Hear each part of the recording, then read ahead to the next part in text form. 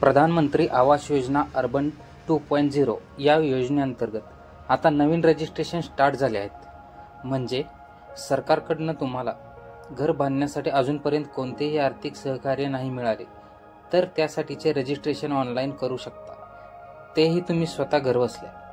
त्यासाठी तुम्हाला सरकारकडून घर बांधण्यासाठी 2.5 लाखाचे अनुदान मिळणार आहे, तेही तुमच्या बँक खात्यामध्ये. परंतु अनेक लोक रजिस्ट्रेशन करताना काही चुका करतात, त्यामुळे त्यांचा फॉर्म जास्त वेळ पेंडिंग राहतो. त्यामुळे तुम्हाला पूर्ण लेटेस्ट प्रोसेस दाखवणार आहे, कोणती माहिती कोणत्या ठिकाणी भरावायची आहे, जेणेकरून तुम्हाला या योजनेअंतर्गत बेनिफिट मिळेल. त्या अगोदर आपण या योजनेबद्दलची थोडीशी माहिती जाणून घेऊयात की योजना कशा प्रकारे काम करते, या योजनेची प्रमुख वैशिष्ट्ये कोणकोणती आहेत व या योजनेची पात्रता निकष कोणते आहेत हे आपण पाहूयात. या योजनेचा प्राथमिक दृष्टिकोन म्हणजे सर्वांसाठी घरे हे परवडणाऱ्या दरात घरे उपलब्ध करून देणे हे आहे. प्रधानमंत्री आवास योजना ही एक प्रमुख गृहनिर्माण योजना आहे जी सरकारने सुरू केली आहे. यामध्ये प्रधानमंत्री आवास योजना शहरी क्षेत्रावर केंद्रित आहे, ज्यात तांत्रिक प्रगती, सर्वसमावेशकता आणि टिकाऊपणा याची खात्री आहे. यामध्ये शाश्वत गृहनिर्माणावर लक्ष केंद्रित केलेले आहे, जेणेकरून पर्यावरणास अनुकूल अशा टिकाऊ बांधकाम पद्धतींना चालना देण्यावर आर्थिक लक्ष केंद्रित केले आहे. जेणेकरून ऑफर केले प्रत्येक गृहनिर्माण समाधान केवळ परवडणारेच नाही तर पर्यावरणासही जबाबदार असेल. सर्वसमावेशकता यामध्ये घर वाटपाच्या वेळी ट्रान्सजेंडर, स्त्रिया आणि समाजातील इतर असुरक्षित घटकांचा समावेश असलेल्या व्यक्तींना समान संधी दिली जाईल, हेही या योजना सुनिश्चित करते. तांत्रिक प्रगती यामध्ये घराच्या बांधकामात नाविन्यपूर्ण तंत्रज्ञानाचा वापर करण्यात आला आहे, ज्यामध्ये मॉड्युलर हाऊसिंग, प्रीफॅब्रिकेशन इत्यादींचा समावेश आहे.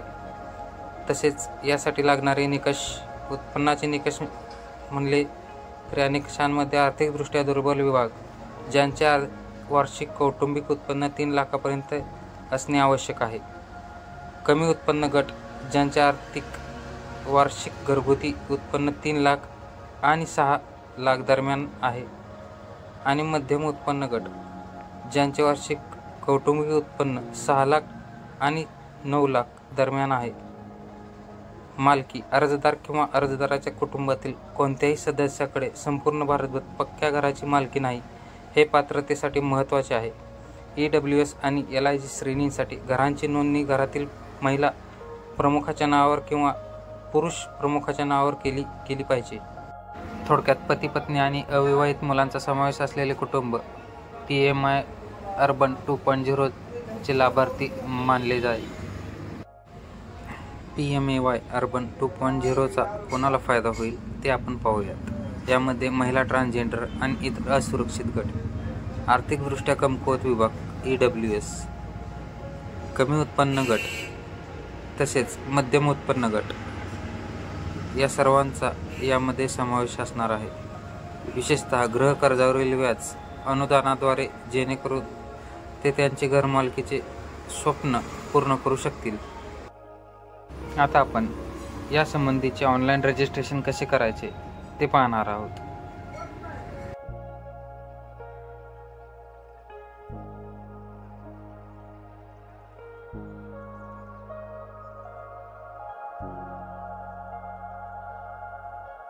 सर्वात प्रथम आपण क्रोम ब्राउझर ओपन करून त्यामध्ये प्रधानमंत्री आवास योजना 2.0 असे टाईप करावे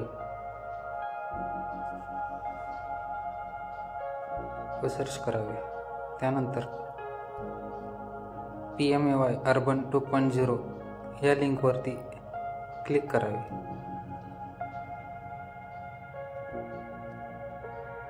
गव्हर्नमेंटचे ऑफिशियल पेज प्रधानमंत्री आवास योजना अर्बन 2.0 हे ओपन होईल. तेथे अप्लाय फॉर PMAY 2.0 वर क्लिक करावे. इन्स्ट्रक्शन फॉर द युजर हे पेज ओपन होईल. ते क्लिक टू प्रोसीड करावे. या पुढील पेजवर आपल्याला डॉक्युमेंट्स रिक्वायर्ड लागणारे महत्त्वाचे कोणकोणते डॉक्युमेंट्स आहेत त्याची लिस्ट आपल्याला पाहायला मिळते.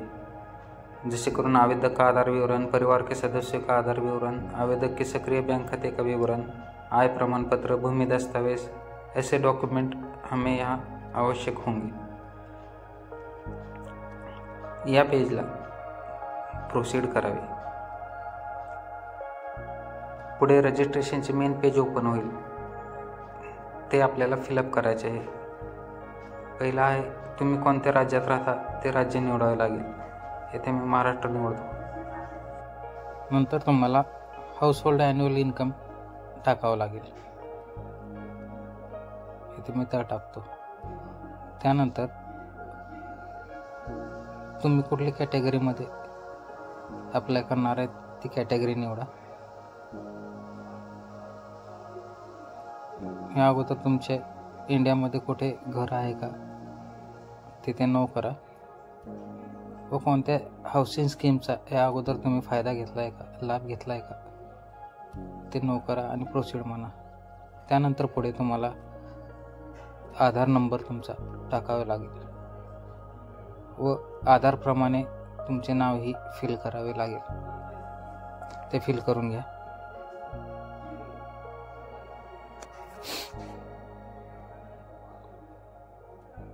खाली बॉक्समध्ये क्लिक करून जनरेट OTP म्हणा।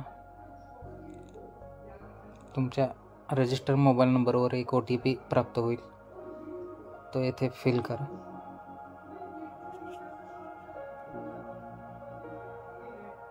आणि सबमिट बटन दाबा।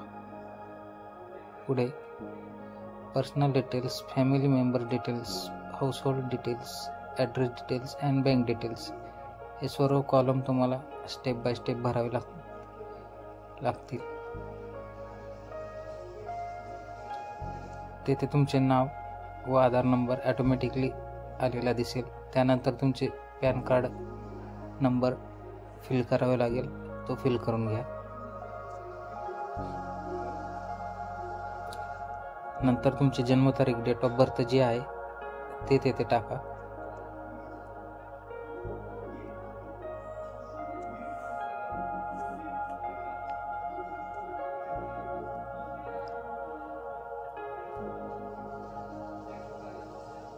मोबाईल नंबर फिल करा।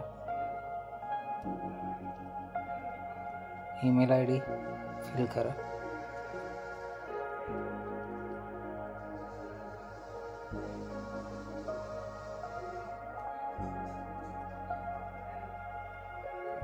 जेंडर ॲड करा।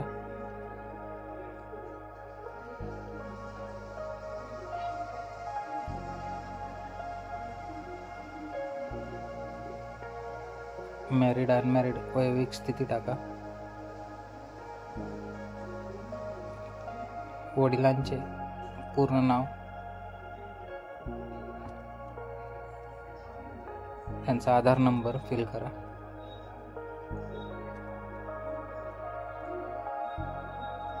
त्या खालोखालच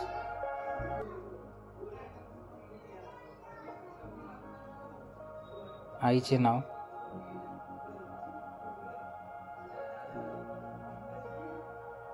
व त्यांचा आधार नंबर फिल करा।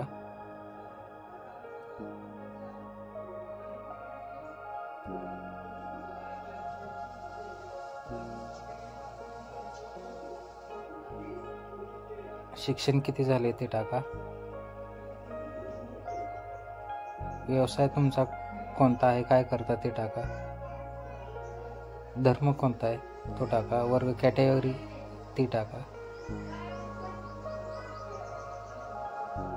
शिक्षण किती झाले ते टाका। क्या PM स्वनिधि भवन और निर्माण धार्मिक अंगणवाडी कार्यकर्ता ऐसे कोई लाभ घेतलाय का ते टाका। नसेल तर नो म्हणून पुढे टाका। त्यानंतर फॅमिली मेंबर डिटेल्स, येथे माहिती अपडेट झालेली दिसेल। त्यामध्ये जे काय फॅमिलीमध्ये मेंबर असतील, रेशन कार्डवरती नावे असतील ते तिथे ॲड करा। त्याचे नाव, जन्मतारीख, तुमचा जो आवेदक आहे त्याच्याबरोबरचा रिलेशन, जेंडर, त्यांचा आधार संख्या और व्यवसाय हे सर्व ॲड करा।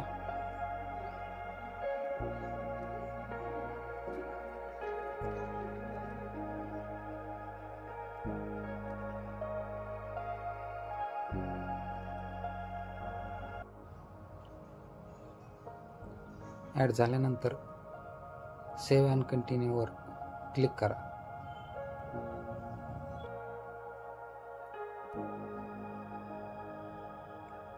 रेकॉर्ड सेव्ह सक्सेसफुली दिसेल. त्यानंतर हाऊसहोल्ड डिटेल्स या पेजवरती आपल्याला आपले कॉलम आलेले दिसतील. त्यामध्ये आपल्याला इन्कम प्रूफ जो तुम्ही दिलेला आहे त्याची PDF फाईल अटॅच करायची आहे.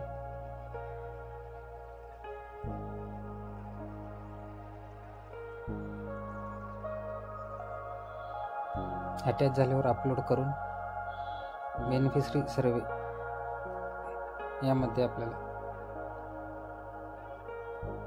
तुम्ही महाराष्ट्राचे किती वर्षापासून रहिवासी आहात ते द्यायचे, मोर दॅन 10 years, आणि घर कोणाच्या मालकीचे आहे, स्वतःचे आहे, भाड्याने आहे का घरच नाही आहे यावरती क्लिक करायचे. इथे ऑन जे स्वतःचे घरी क्लिक करून पुढे सेव्ह अँड कंटिन्यूवर क्लिक करायचे.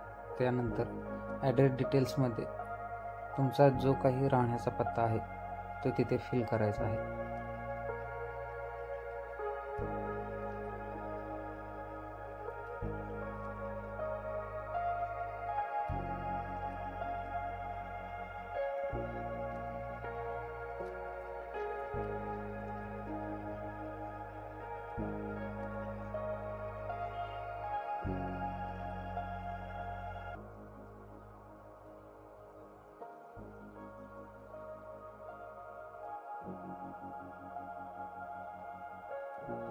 तुमचा प्रेझेंट ॲड्रेस आणि परमनंट ॲड्रेस सेम असेल तर त्या बॉक्समध्ये टिक मार्क करून फेच स्क्रोल करावे व खाली तुम्ही ज्या ठिकाणी बांधकाम किंवा ही योजना घेणार आहेत त्या जागेचा ॲड्रेस तिथे नमूद करावा.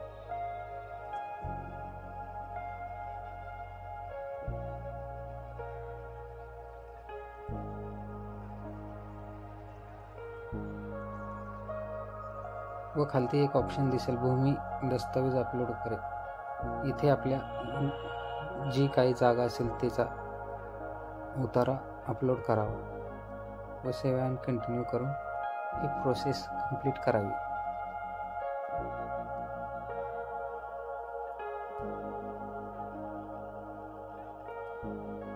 त्यानंतर आपल्याला बँक डिटेल्स या ऑप्शनवरती आपले अकाउंट नंबर जो बँकेचा असेल तो फिल करावा.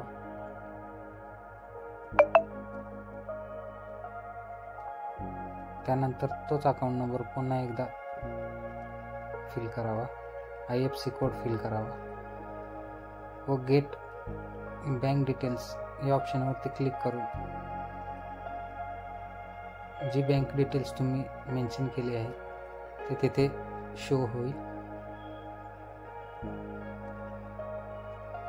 व त्यापुढे आपल्याला एक लाईन दिसेल. तिथे या अगोदर तुम्ही कोणत्या योजनेचा लाभ घेतला आहे का ते तिथे टाकावे लागेल.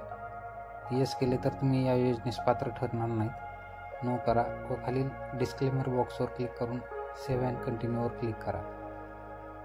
ही माहिती जर तुम्हाला आवडलेली असेल तर या चॅनलला सबस्क्राईब करावं. असेच नवनवीन व्हिडिओ पाहण्यासाठी लाईक आणि शेअर करा. धन्यवाद.